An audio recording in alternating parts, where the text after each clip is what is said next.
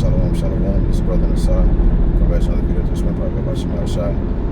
Right, always open up his let's be edifying to the Lord's elect. Right, can start. I want to give all praises, honor, and glory to Yahweh, Bashem, Shai, Bashem, Kavadash. I want to give double honor to the apostles and others who gave me a son who teach well. And peace and salutation, God, the wonderful ones, which is truth and sincerity and diligence. Alright, shalom, shalom. Alright, back with another works after work topic. Right, and ultimately, just centered around, the times that we're entering into, right? We're entering into a time of no return, right? And that's kind of what I want to touch up on, right? And what I mean by a time of no return is that Esau's rulership is headed to a point, and it's being driven to a point of no return, no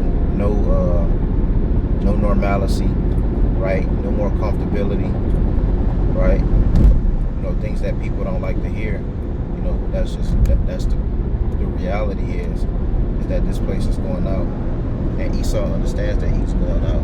Right? I've seen a video. I want to try and do a video on the computer and kind of play that video. It's kind of like mixed with AI, but then it still had real deal stuff going on. It kind of gave you an insight of how how things could transpire. Right, and it was saying certain things. You had one old clip of an Edomite, right, basically exposing the whole new world order that Esau Edom is wanting to establish in the earth, which he will, begin to establish in the earth, but he won't get far like the scripture tells us. Right, let's get that.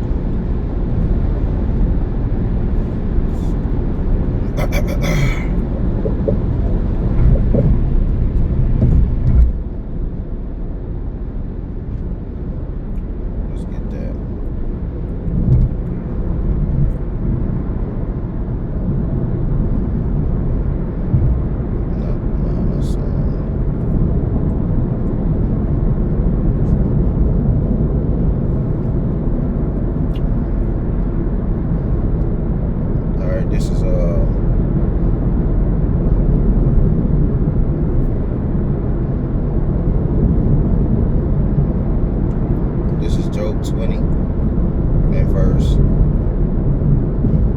Man, my phone looks slow. Alright, this is Job 20 and verse 23. It says, when he is about to fill his belly, the Most High shall cast the fury of his wrath upon him, and shall rain it upon him while he is eating. So it says that the Lord shall rain down upon him, man, right, while he is eating. So in the midst of this devil, right, fulfilling his lust, right, fulfilling, I ain't gonna say fulfilling, but while he's trying to or attempting to fulfill his desires and his agenda, his plans, and what his heart is set on to do, right, to the world, and to you so-called Negroes, Latinos, and natives, right, says that the Lord is going to upset him. He's going to rain down upon him wrath and destruction. You see, so this devil, you're gonna get a lot of people. He gonna see up a lot of people, right? He gonna get a lot of people. He not gonna get everybody, right?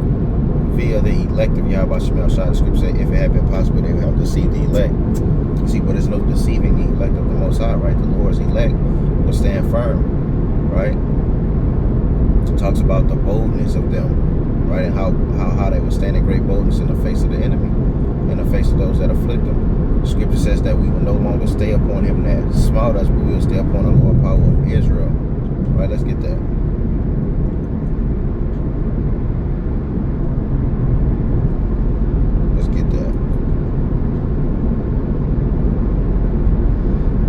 This is Isaiah 10 and verse 20. It says, and it shall come to pass in that day that the remnant, right, that the remnant of Israel, and such are as escaped of the house of Jacob, shall no more again stay upon him that smote them, but shall stay upon, meaning to trust and rely on. When you go to the definition of that word, it says, upon the Lord, the Holy One of Israel in truth, right? And that's what we're doing, right? And when you go into that in truth, that's this word, man, which we possess, right? It says this engrafted word that is able to save our souls, right? But not only save us, but it says to deliver and to save those that hear us, man, right? And that's why the scriptures tells us to shew these words into faithful men that will hear and they will teach others also. Direct paraphrasing the scriptures, That's the power of this word, right? It frees us. Like the scripture says, the truth shall set you free when you read John 17. Right? He say, for thy word is true. Right? So this is what, this is what's empowering us. Right? That Esau Edom hates. It's this knowledge. It's what's knowledge and understanding of Yahweh Shemel Shai. That's why the scripture says, right? He that it grieved, let me see. It grieved the enemy. Let me get it.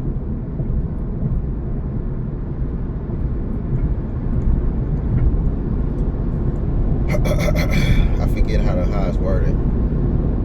It say he that teacheth his son. Oh, I think that's what it say. He that teacheth his son grieve with the enemy. This is Sirach 30:3. It says, he that teacheth his son grieveth the enemy, and before his friends he shall rejoice over him. No, Salaki, he shall rejoice of him. You see, so this devil is grieved in the spirit, right? He's bothered, right? By his word, by his truth, and I mean that's rightfully so. That's what this word it will do to you, especially you got, the truth coming out, right? All of the lies that you've been clinging on to, right? It's being exposed, right? What's that one?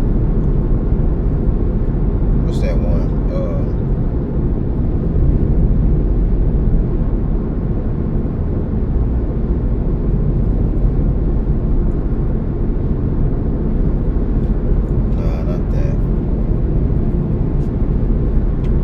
I forget how it go.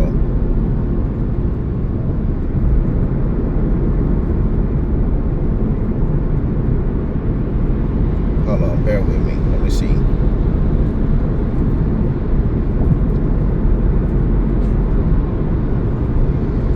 Right? Because this devil, what did he do? He lost so much he deceived himself.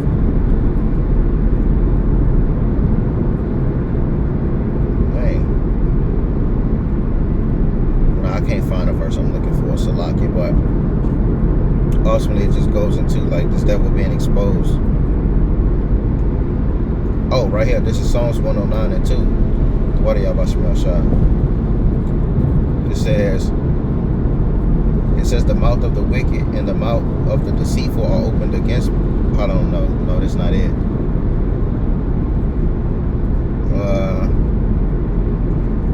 No, that's not it.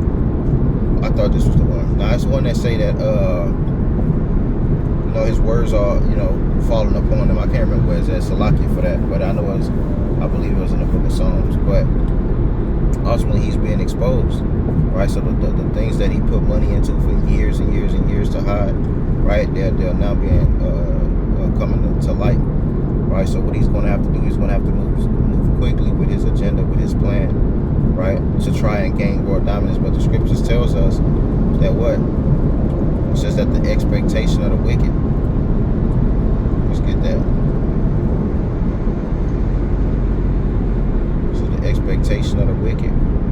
This is Proverbs 10.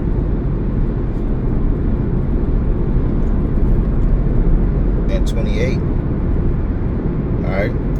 It says, the hope of the righteous shall be gladness, right? And which it is. The scripture says that the hope of the righteous is full of immortality. So we're going to be glad. We're going to rejoice, right? Being delivered out of this place, the scripture says we shall be as those that dream, right? And have our tongue shall be filled with laughter.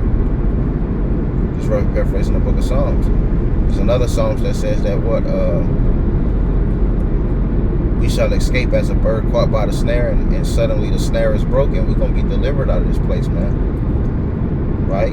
It says that the bird fly free. Right? We're going to be loosed. Right? Out of this captivity. But it says, but the expectation of the wicked shall perish. So the things that this devil is expecting to do, his agenda, his plans, his whole NWO, right? His whole transhumanism mindset, his whole wanting to mix man with machine, his whole wanting to make Jake to be basically women and moles and,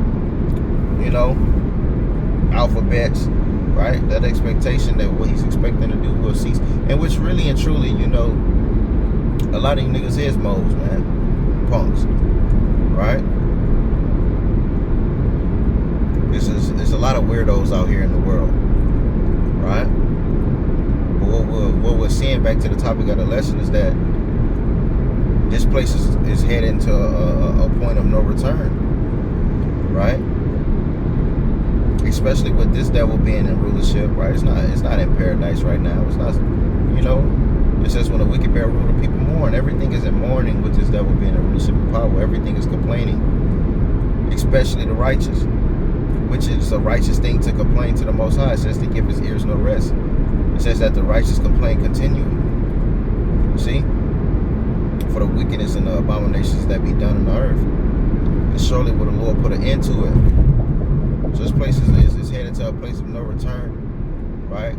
Where people believe that it's a time afar off. But no, it's a time that's near you, right? I just seen an article came out, said that China is advancing their AI technology to try and mix man with machine, right? Well, that shows you that no matter what you go in the world, it's going to be that same order, that same mindset, right? What else finna get? Oh yeah, Ezekiel 12.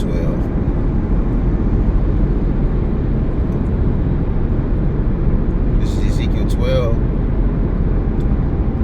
and 22. It says, "Son of man, what is that proverb that have been in the land of Israel, saying the days are prolonged and every vision faileth?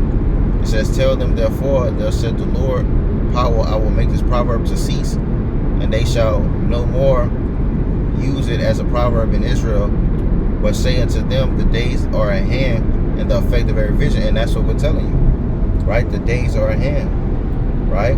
The Lord, Scripture says that the Lord will begin to perform all the things which he have spoken, right? When you read Isaiah the 14th chapter, say all the things that he has spoken, that will he do.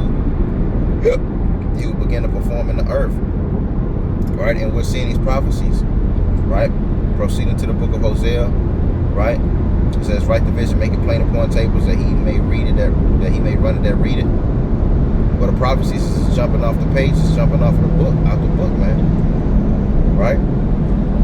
It's happening right before our eyes. We're seeing it, we're watching it, we're watching everything play out, so we understand and know where the world is leading to, right? And it won't be any normalcy and comfort that which America has pumped into the people, right? He gave you conveniency, right? And when he suddenly take away that convenience, or when that convenience is suddenly taken away, when that comfort is suddenly taken away, because that's what the Scripture says. It talks about those that are settled upon their leaves, but on the sudden, right? Suddenly will destruction come, man. And a moment when you're not seeking for it, when a moment when you're not looking for it, right? It's verse 27. It says, son of man, behold, they of the house of Israel say the vision that he seeth is for many days to come. And he prophesied of a time afar off. That's the mindset of the world. That's the mindset of the people in the world. It's that, oh, the Lord delayed this coming. But already been saying that. That's been the thing, man. Keep living. But it's never been on this magnitude, right? We're in real heavy times, real special times, man. The Lord is on his, on his return. This devil, right, is on a warpath, right, to get rid of you Jakes, right, you so-called Negroes, Latinos, and Natives, to get rid of you Israelites. That's what he's on a warpath to do harm unto you, to enter into your temples, to have world dominance and control. That's what it's all about. It's about control, right? And in that video that I mentioned earlier, when I watched it, he was basically going into how this devil was able to turn off your seat here, and soon he's going to make it real hard for you to operate in society. Damn, to make it impossible to survive in society without that. You know what? Right? He's going to make it impossible for you to survive. You ain't going to be able to get loans, get groceries, and so on and so forth unless you're bonded to his system. That's the times that we're entering into, man. But we're going to need Yahweh Shemi outside. And like the Scripture tells us, it says, fear not, for the Most High your power shall be your guide. We're going to be guided and protected throughout those times, right? And we're going to be led and be nourished. It says, my servant shall eat and drink, but you shall be thirsty. It says, thirst and pain has not prepared for thee. So the Lord has prepared thirst and pain for the wicked, right? We say famine, bloodshed, calamities, all these things are created for the wicked, and for their sakes came the flood. You see? So all of the plagues and the non-comfort, because the scriptures speak of a difficult time, It's like a time never seen before. Well, that's the time that we're entering into, a time of no return. And the people are going to wish that it go back to normal.